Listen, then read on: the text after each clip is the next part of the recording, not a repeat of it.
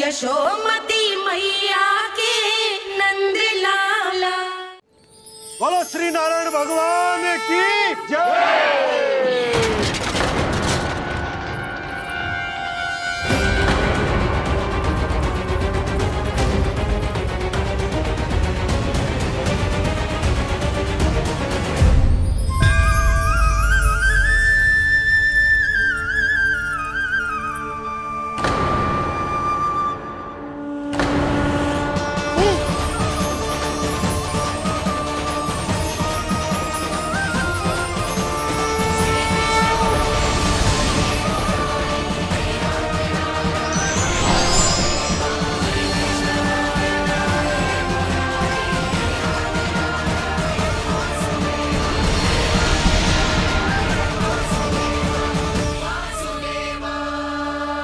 प्रभु,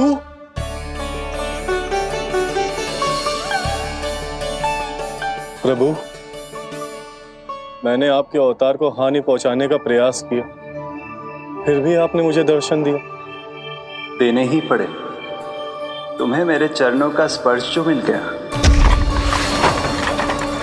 तुम्हें आश्चर्य हो रहा होगा। एक साधारण से स्पर्श से तुम्हें वो मिला जो बड़े से बड़े ऋषियों को भी कठिन से कठिन तपस्या के बाद भी नहीं मिलता। इसका उत्तर तुम्हारे अतीत में छुपा है। दैत्य हिरण्याक्ष के पुत्र के रूप में तुम्हारा जन्म हुआ था। शीघ्र ही तुम बहुत अधिक विशाल और असीम बलशाली हो गए थे, पर तुम अपनी शक्ति का प्रयोग अनुचित ढंग से करते थे। एक दिन तुमने महर्षि लोमस के आश्रम में बहुत ही उत्पात मचाया, हरे भरे वृक्षों को नष्ट कर दिया।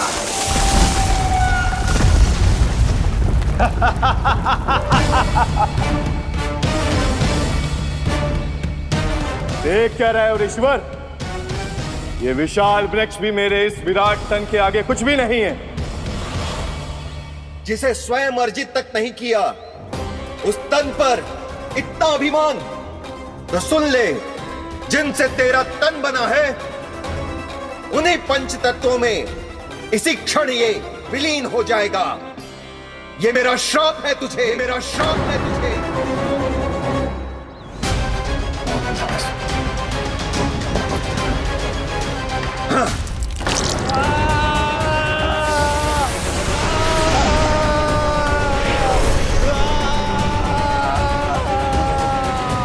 पर तभी तुम्हें अपनी भूल का आभास हुआ और ऋषि लोमस से तुमने क्षमा याचना की। क्षमा करे ऋषिवर, क्षमा करे। मैं मूर्ख, अभिमानी हूँ, अज्ञानी हूँ, परंतु आप तो दया के सागर है। कृपा करे ऋषिवर, कृपा करे। बिना तन के मैं कैसे जीवित रह पाऊंगा?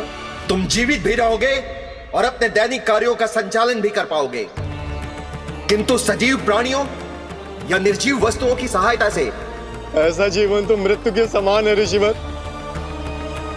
इससे अच्छा है आप मुझे जीवन से मुक्ति दे दो।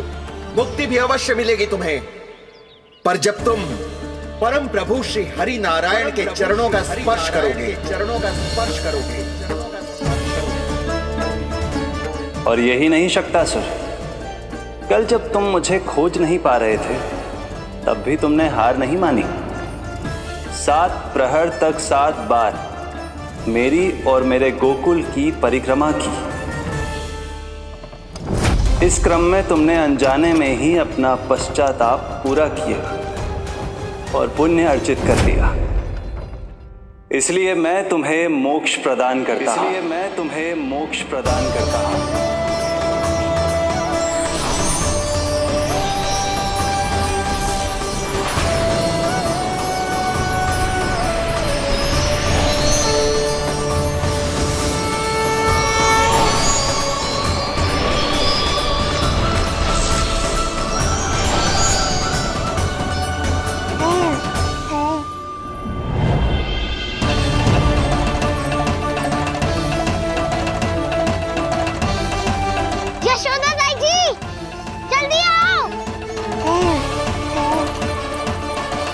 नीलमणि, मेरा लल्ला।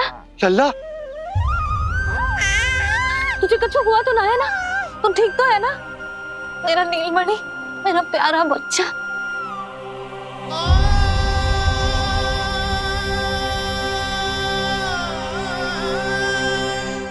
भोला, बंसी, ये सब क्या है?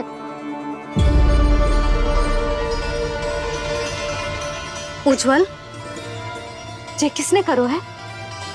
और देख, कहानी मत सुनाइयो। उज्जवल पुत्र, कैसे हुआ ये सब? किसने किया?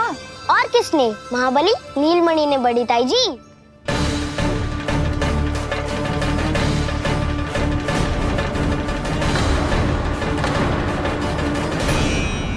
जी क्या बोल रहे हो? सच्ची सच्ची बता। लो, फिर फंस गया उज्जवल। मैं सच्ची कह रहा हूँ। अचानक तीव्र वेग से वायु चली। फिर ऐसे लगो जैसे कोई भूकंप आ रहा है। और फिर जब मैंने देखा तो ये सकट अपने आप हिल रही थी, खड़खड़ खड़खड़ खड़खड़ खड़खड़। फिर मैंने साहस दिखाया और उस सकट को रोकने का प्रयास करो। पर सकट ना रुको, जे हिले ही जा रहा था, खड़खड़ खड़खड़ खड़खड़ खड़खड़ खड़खड़ खड़खड़।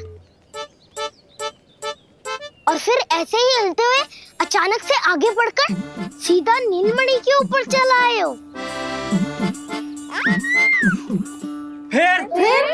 और फिर सकट भी हिल रहा था, खड़खड़ खड़खड़, और सकट का सामान भी हिल रहा था, थरथर थरथर।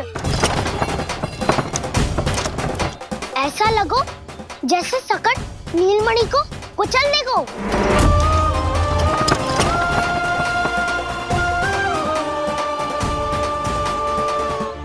पर तभी जे जाग गए हो। इसने खींचकर अपने पांव का प्रहार करो और चीख गया सकट आकाश पे।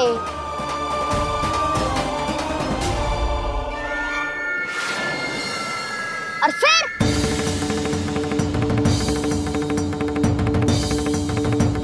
धड़ाम, सब भूमि पे गिरकर चकनाचूर।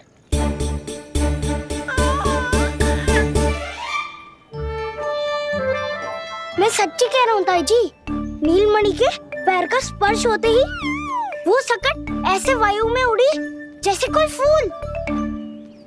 अच्छा, और जो तेरे हाथ में ये माखन है, ये भी अपने आप उड़ के आ गया होगा ना? हाँ, मैं सच्ची कह रहा हूँ। सदा बड़पोलापन, ये अच्छी बात ना है लल्ला। सत्य बता। मैया, मैं सत्य बोल रहा हूँ। ये सकट अपने आप ही आयो था और नीलमणि के प्रहार करते ही दूर जा गिरो। अरे, ये बड़बोले से पूछने से अच्छा है कि हमें स्वयं विचार करना चाहिए कि ये सकट टूटा कैसे। हाँ नंदराज, हाँ, हम भी आरती के लिए भीतर चले गए थे। हाँ। अरे, आप सब मेरा विश्वास क्यों ना कर रहे हो? नीलमणि के प्रहार से ही। उज्जवल, सकट बहुत पुराना था, पहिया ढीला होकर खुल गया होगा। यशोदा, अनेक कारण हो सकते हैं, चिंता करने की कोई आवश्यकता ना है। मैं चिंता क्यों करने लगी भला? मेरे नीलमणि के गले में रक्षा वाला कंठक पहले से ही है। और हम ये सब पूजा पाठ इतने विधि विधान से इसी के लिए तो कर रहे हैं, है ना पंडित जी? हाँ रानी जी। तो बस फिर मेरे लल्ला को कछु क्यों होने लगा? और आप सब स्वयं ही देख लो ना, जे इतना बड़ा सकट टूट के बिखर गया है, किंतु मेरे लल्ला को एक खरोच भी ना आई। इसका अर्थ तो यही है ना कि हम जो भी कर रहे हैं सही कर रहे हैं। मुझे चिंता करने की कछु आवश्यकता ही ना है। चलो सब भीतर चलते हैं। हाँ हाँ, लल्ला को भूख भी लगी आई होगी। चल।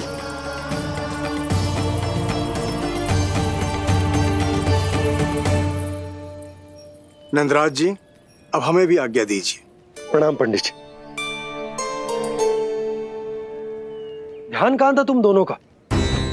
और अधिक सावधान रहने की आवश्यकता थी ना? क्षमा कीजिए नंदराज।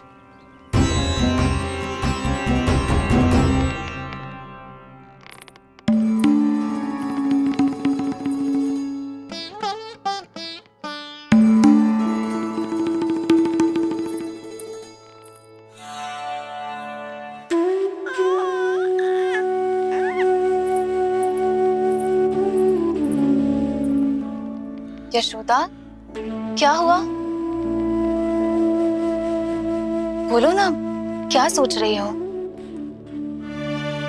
मुझे बहुत चिंता हो रही है जीजी। मेरे लल्ला के साथ कुछ ना कुछ दुर्घटना होती रहती है। अरे, अभी बाहर ही तुम सबको समझा रही थी, अब भीतर आते ही क्या हो गया तुम्हें? बाहर समझाने वाली मैं ना थी जीजी, वो तो गोकुल की रानी जसोदा थी।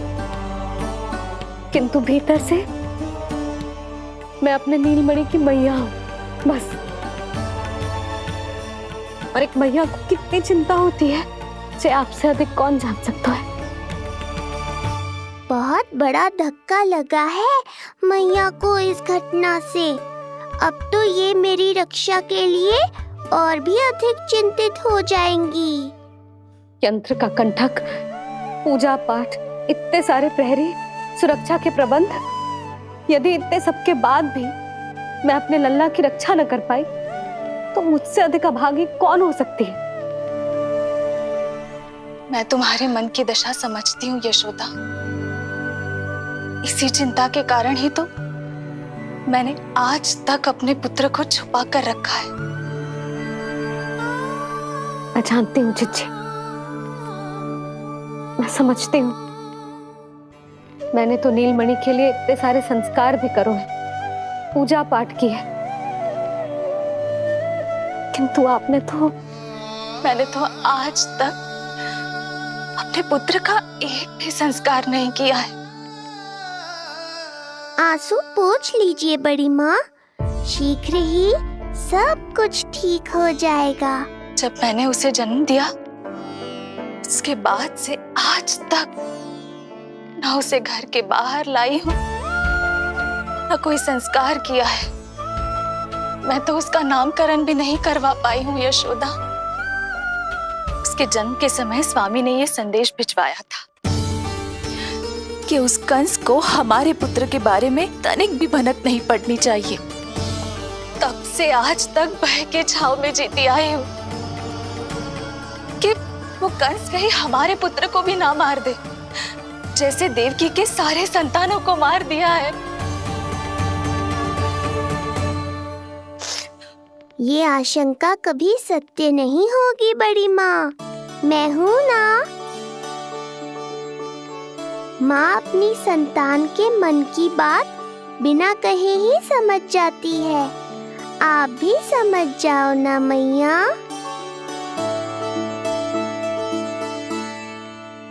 जीजी, हमें रोना ना चाहिए। हमें देख के लल्ला भी रो रहा है। मैया, आपकी सहायता की आवश्यकता है मुझे ऐसे क्यों लग रहा है जैसे लल्ला मुझसे कुछ कहना चाह रहा है। दाऊ को हम सबसे दूर कब तक रखेंगे बड़ी माँ? ये सोच रहे होगा कि अब तक आपने इसके दाऊ को छुपा के क्यों रखो है। मैं उनसे मिलना चाहता हूँ मैया। चिच्ची, कितना मन करता होगा ना इसका अपने दाऊ से मिलने का। और आपके लल्ला का भी तो मन करता होगा ना कि अपने छोटे भाई को मिले। कितनी बातें करते हैं हम दोनों की इनके सामने। हाँ यशोदा, मैं भी अपने पुत्र को नीलमणि के बारे में सब कुछ बताती हूँ। तो बस फिर हमें साथ साथ रखिए ना। मेरा आधा हिस्सा है वो, उनके बिना मैं अधूरा हूँ मैया। ये दोनों भाई एक दूसरे के बिना अधूरे हैं जीजी। हमें इन दोनों को साथ ही रखना चाहिए। आप ही सोचो, यदि नीलमणि की रक्षा होगी तो आपका लल्ला भी तो सुरक्षित रहेगा। तुम सच कह रही हो यशोदा। हमें इन दोनों को मिलाना चाहिए और साथ में ही रखना चाहिए, सुरक्षित। तब तो शीघ्र ही पंडित जी को बुलाकर हमें शुभ मुहूर्त निकलवाना चाहिए। शुभ मुहूर्त? हाँ, शुभ मुहूर्त।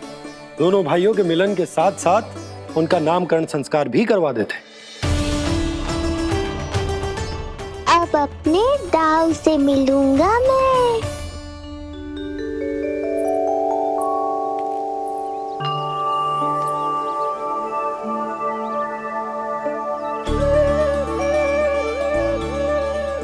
ऋषिवर के दिव्य आभा के कारण ये वातावरण कितना शुद्ध, कितना पवित्र लग रहा है ना। हाँ देवकी, इनका तेज ही ऐसा है कि इनके निकट केवल पवित्रता ही वास कर पाती है। किसी भी प्रकार की दुष्टता इनके पास जाने से पहले ही नष्ट हो जाती है।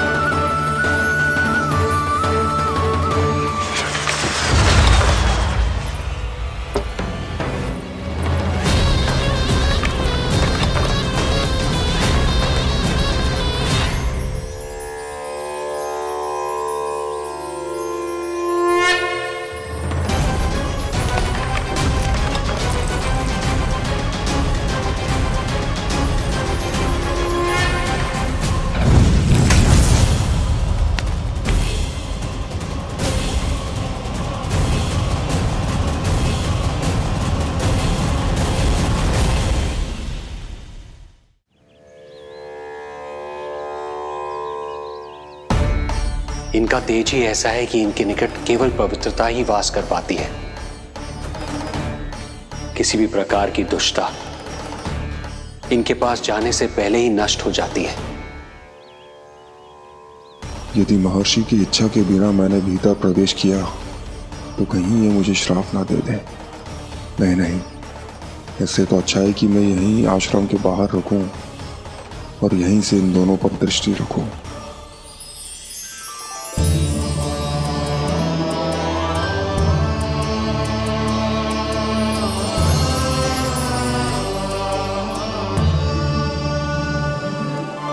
आपके आने का आभास हो गया था राजन।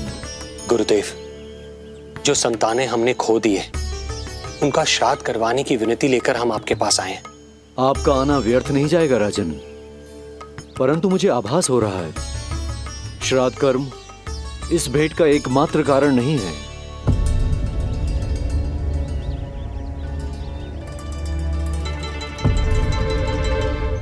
आपको उसकी या कंस की चिंता करने की कोई आवश्यकता नहीं है। निश्चिंत होकर बताइए कि आपकी इच्छा क्या है। गुरुदेव, वर्तमान में मेरी प्रथम पत्नी रोहिणी पुत्र सहित गोकुल में निवास कर रही है। हमारे उस पुत्र का और भाभी यशोदा के पुत्र का नामकरण संस्कार करवा दीजिए। बस यही हमारा सौभाग्य होगा। मुझे कुछ सुनाई क्यों नहीं दे रहा है? देवी रोहिणी से उत्पन्न आपका पुत्र यादव कुल का राजकुमार है और यादवों का गुरु होने के नाते उसका संस्कार कराना हमारा कर्तव्य है। परंतु यशोदा पुत्र का नामकरण वो आप मुझसे क्यों करवाना चाहते हैं?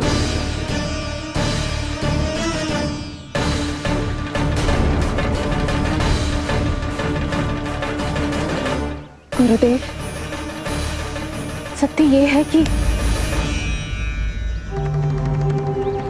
रुक क्यों गई रानी देवकी? आपके मन में जो कुछ है कहिए। ये कैसी दुविधा में फंस गया मैं। यदि मैंने गुरुदेव को यशोदा पुत्र का सत्य बताया तो कंस को भी पता चल जाएगा, और यदि नहीं बताया तो कहीं ऐसा ना हो कि ऋषिवर ही बुरा मान जाए। लगता है आप दोनों की दुविधा मेरे अनुमान से भी बहुत बड़ी है। अपनी या अपने पुत्र की कुंडली लाए हैं राजन? जी गुरुदेव, अपनी कुंडली है मेरे पास। देवकी,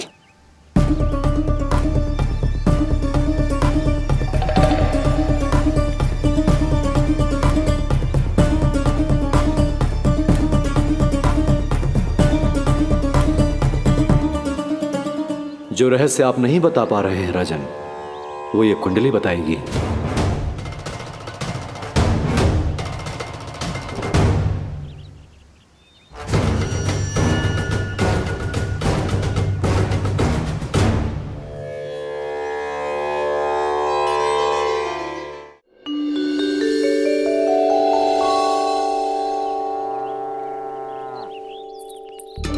लल्ला बता कैसी है जगदा? मैया को हो क्या गया है आज? देख सही सही बताइयो।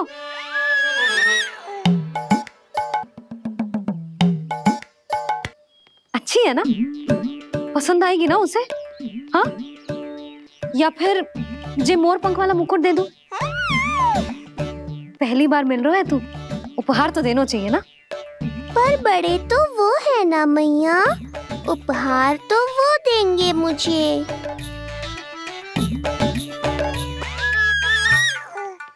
ना ना, मोर पंख वाला मुकुट तो मेरे लल्ला का है ना, जे ना दे सकते। तेरे जैसा कोई कंठा क्या चांदी वाला कड़ा दे दूं? हाँ? इस मिलन के लिए मुझसे अधिक उतावली तो मैया है।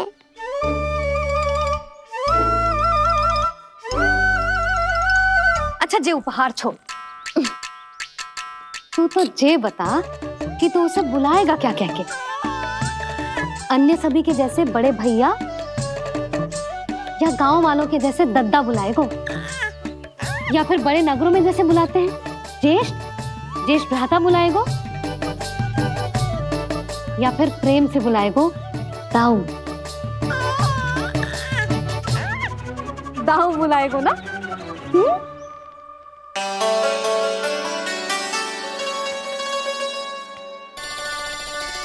सुनो आपने, हमारे लल्ला ने निर्णय ले लियो, ये अपने भैया को ताऊ कहकर बुलाएगो। अरे वाह, लल्ला ने बोलना भले ही ना सीखो, परंतु तुम्हें बता दियो।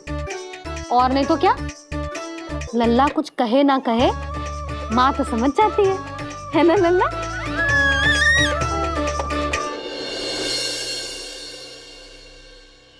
और इसने दाऊ वाली बात पे हाँ भी की है।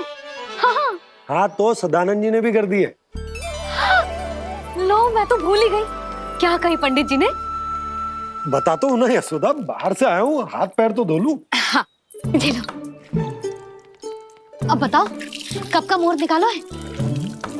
तनिक हाथ मुंह पूछ लूं। अब बताओ क्या कही उन्होंने? यशोदा थक गए हूँ, तनिक सांस तो लेने दो। बाहर से आया हूँ, जलना पूछोगी?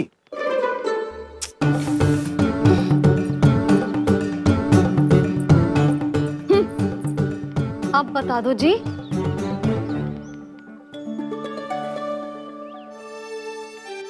बाबा अब बता भी दो, नहीं तो खेल खेल में खेल हो जाएगा। हाँ बताओ।